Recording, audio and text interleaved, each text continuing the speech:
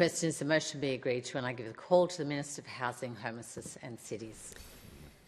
Deputy Speaker, I greatly appreciate the opportunity to say something on behalf of the community that I am so proud to represent in this chamber. Speaker, I represent one of the most multicultural parts of the most successful multicultural country in the world. My community is made up of 200,000 stories and journeys to Australia. Respect and tolerance and love is a part of everyday life on the streets of Hotham. Within that melting pot, we have a deeply cherished and deeply loved Jewish Australian community who I want to speak to today. On behalf of Hotham's 200,000 residents and personally from myself and my family, can I express the deepest sorrow for what happened on the 14th of December. This was an attack at Bondi Beach, one of the most iconic places in our entire country, but it was an attack on every Australian of Jewish descent. And it was an attack on all of us, on our national identity and the safety and security of every single person who lives in this country. Our local Jewish community have shown me and my family extraordinary warmth and kindness. I'm lucky to have two beautiful Chabads in my electorate, the Chabad Carnegie and Chabad Bentley, led by Rabbis Engel, Raskin and Shimon. And last year, my family got the opportunity to join with these communities to celebrate Hanukkah. It was the most beautiful afternoon. We gathered together in Packer Park in my community. It was a beautiful, warm Melbourne day. There were rides for children. There was delicious food for everyone to share. And this afternoon, I can remember it was marked by just the squealing of delight of hundreds of children who'd come to celebrate this special occasion for the community. So much has changed since that day. This year, no public event could be held in my community. Hanukkah was celebrated in a tiny community hall which was heavily patrolled by Australian Federal Police.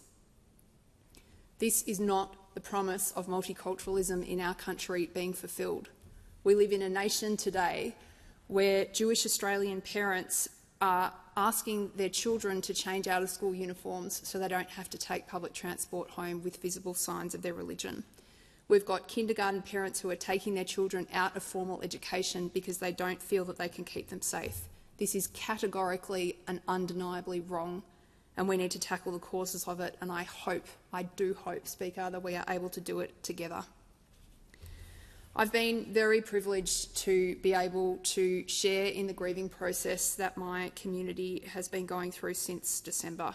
And honestly, Speaker, I have learned so much that I didn't fully understand about Judaism before this attack.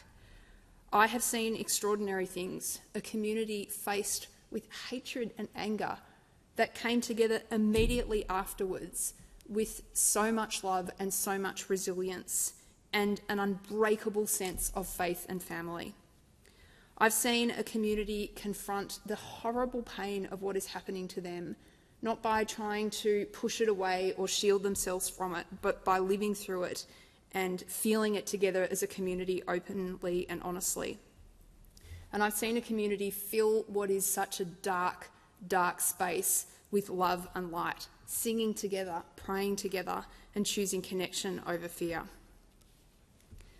Bondi is a watershed moment for our country. It is a moment of darkness that can never be repeated, and it has also created so many moments of lightness and hope. And I'm speaking, Speaker, of the truly extraordinary and quintessentially Australian acts of bravery that we saw on that day. When I think about Bondi, I'm not just going to remember the horrible acts of violence and hatred that were perpetrated. I'm going to think about Boris and Sophia Gurman, who fought the attackers in the first moments, sacrificing their safety for others. I'm going to think about Ahmed Al-Ahmed, who crept up on the gunman, wrestling the gun out of his hands, saving countless Australian lives. I'm going to think of the image of Jackson Doolan running barefoot from Tamarama out to Bondi Beach to see what he could do to help. And I'll think of Reuven Morris, who fought the attacker with whatever he had. And I will think especially of Jessica Rosen, who, in the tumult of violence, could not find her little 3-year-old girl who she had taken to Hanukkah. But she saw another child that had been separated from her parents, and she threw herself on a child she'd never seen before, and she protected her throughout the attack.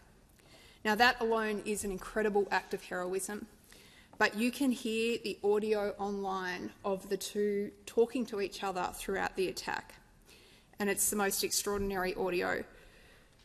The little girl says to her, "Can we hide?" And the way that Jessica is able to comfort this child she's never met before in a moment of sheer terror is something I'll never forget. Now, Jessica's interviewed afterwards, and she says, "I'm just a mum, and I just did what mums do." Well, Jess, you are not just a mum.